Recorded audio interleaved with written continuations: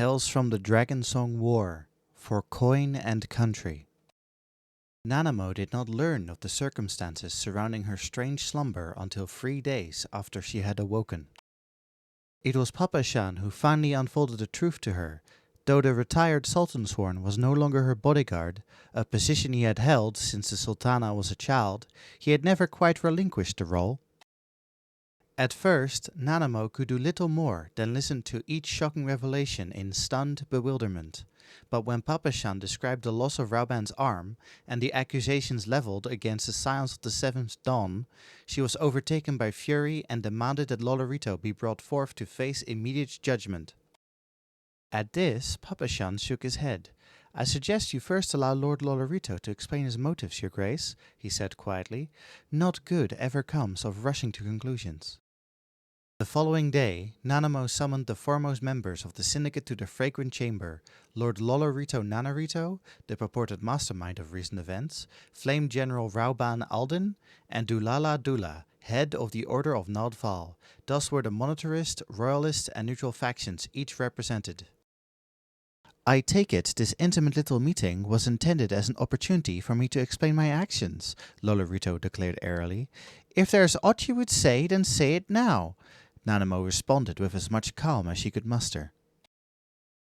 "Very well," he sighed, as if indulging a spoiled child, and paused for a moment to remove his mask.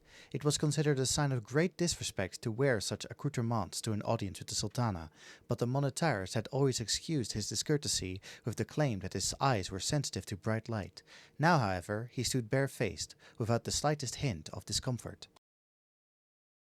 "Forgive my candor, Your Grace, but it has become painfully obvious that you underestimate the dangers facing our great nation." The elder Lalafel's golden-eyed gaze remained steady upon the Sultana's face while he delivered his blunt appraisal. Rauban's jaw clenched visibly, but he bowed his head and said nothing. Noting the Flame General's struggle from the corner of her eye, Nanamo motioned for the merchant to continue. She would heed Papa Shan's advice and listen to Lolorito's account in its entirety, though she could gladly have strangled the preening little swine. Somewhat predictably, Lolorito had come prepared to make his case. He spoke at length on the threat posed by the new emperor and the united Garlemald, warning that it was only a matter of time before the Garleans resumed their Eorzean campaign. To destabilize Ulda's government at such a juncture, he contended, was reckless in the extreme.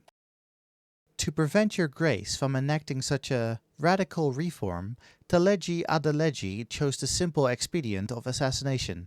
I merely slipped the reins of this foul scheme from his fumbling hands." Nanamo caught herself clenching her fists as the merchant calmly explained how it had been necessary to maintain the illusion of her death in order to expose Taleji's sympathizers and thereby uproot the villain's widespread corruption.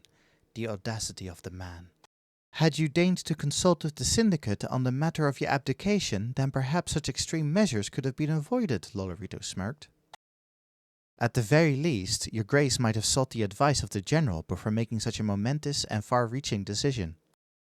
Nanamo stiffened, each word a dagger in her breast. Lolorito was quite right. She had deliberately concealed her plans from Rauban, knowing he would attempt to dissuade her from her course.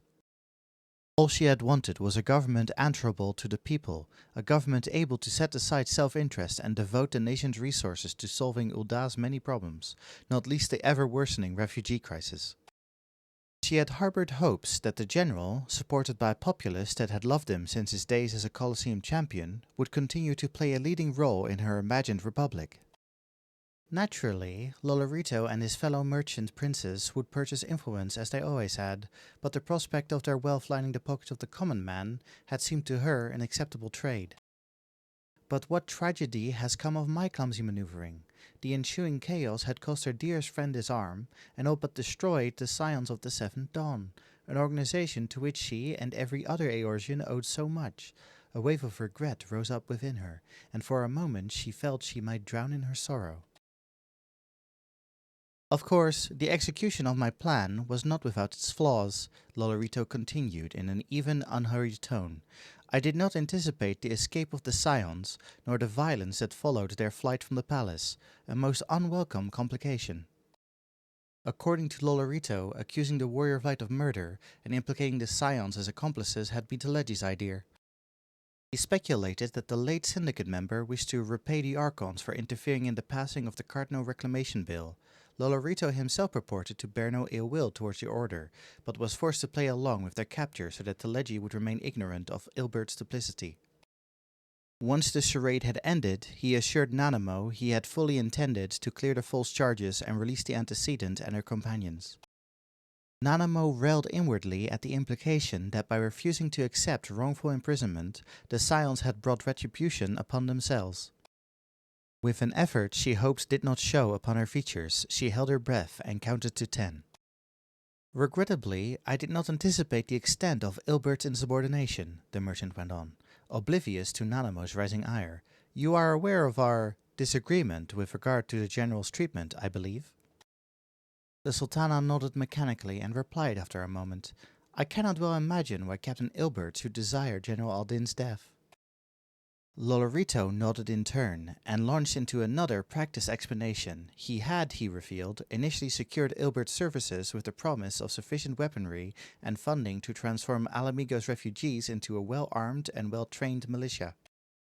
These resistance fighters were to be deployed to their former homeland, where they would hinder the advance of Imperial forces. As well as delaying the Garlean invasion, this mobilization would have had the added advantage of thinning the throngs of refugees crowding Ulda's walls. The merchant pronounced with no small satisfaction, the beginnings of a smile tugging at the corner of his mouth. At a look from the brooding Rauban, the smile vanished, but Lolorito pressed on. Alas, General, your mere existence presented Ilbert with something of a problem.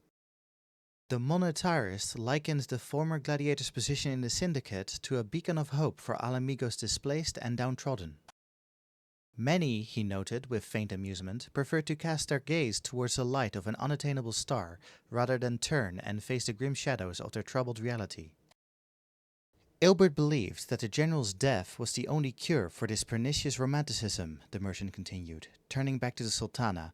But while there may have been some truth to that, we needed our one-armed friend alive if we were to persuade your grace to sit the throne once more, and therein lay the root of our contention. Had Rauban been executed, what then? Would I have thrown reason to the desert winds, and called once more for the Sultanate's dissolution? Nanamo suspected that she would. Damn you, Lolorito. Pray accept this token, your grace. Mayhap this material example of my support will remove any lingering doubts as to my loyalties.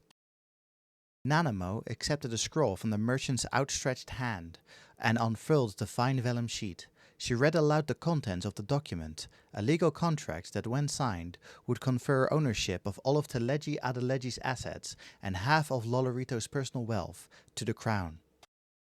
7 hells, Rauban roared, his patience finally spent. You think to bury your sins under a mountain of coin? A single gesture from the Sultana was enough to silence him. He set his jaw, still scowling, while Lolorito affected a wounded air. My dear General, is not the sacrifice of coin the most fitting means for a merchant to express his contrition? You will note that there are no stipulations or constraints on how her grace might spend this fortune. Build a monument to the Scions? Ease the suffering of the refugees? The possibilities are endless. Lolorito beamed benignly. I would humbly suggest, however, that some thoughts to be spared for the looming imperial invasion. Having dispensed this final pearl of wisdom, the merchant addressed the Sultana once more. I thank you for your patient audience, your grace. Now, if you will excuse me, there are pressing matters to which I must attend. With that, Lolorito replaced his mask, and without waiting for the Sultana's leave to withdraw, strode briskly from the chamber. And so the meeting ended. Drained, Nanamo retired to her private quarters to reflect on the merchant's words. I cannot forgive the man his methods, she mused, but mine own scheme is no less deserving of censure. Her short-sighted resolve had invited bloodshed and turmoil, and she knew not how she might atone for her wrongdoing.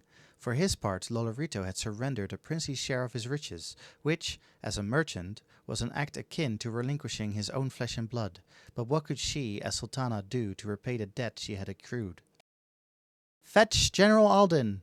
Rauban arrived at her chambers soon after, escorted by Nanamo's new lady-in-waiting, and she handed him the contract without a word. When the general saw the Sultana's flowing signature appended to the document, his brow knit in consternation. I despise that man, she declared flatly. As do I, came the reply, And yet, I despise myself even more. I felt too confined in my most trusted advisor and blithely invited open rebellion within the syndicate. My callow ambition has visited pain and suffering upon those who deserve it least, and shown me to be the greatest fool of all. At this, Rauban could only bow his head. Lolorito is a callous, calculating villain, driven only by greed, Nanamo grated. But in spite of this, I cannot ignore his skill as a politician, nor the deeds he has performed in service to Ul'dah. Nanamo closed her eyes as warring emotions threatened to engulf her once more, but she held firm to her emerging purpose and looked up to find Rauban gazing upon her with fatherly concern. "Summon the War Council, General," she commanded in a clear, strong voice. "We must discuss how Ishgard may be reintegrated into the Eorzean Alliance, and then we shall explore our strategy for opposing the inevitable advance of the Empire." Nanamo took a deep breath and fixed Rauban with a resolute stare. "I will be intimidated by Lolorito and his ilk no longer. No matter her personal feelings, a sultana must make use of every resource at her disposal for coin and country." She had ascended the throne at the age of 5 and sworn an oath at her coronation, empty words that she had memorized but not understood. The oath she swore now, however, though it better befitted a soldier than a sultana, resonated through her entire being. "For coin and country," Rauban echoed in his deep rumble. Then the one-armed general smiled, and Nanamo could not help but do the same. Ul'dah was a sultanate once more. Thank you for listening to Tales from the Dragonsong War, For Coin and Country.